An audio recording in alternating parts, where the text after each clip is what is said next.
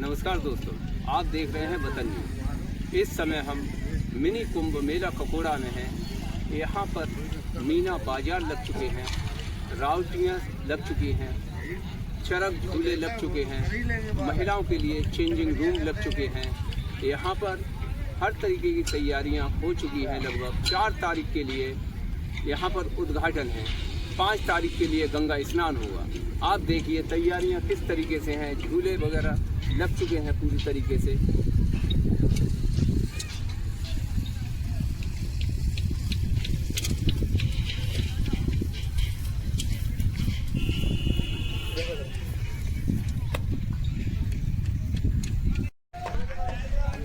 ये आ गया ये वाला।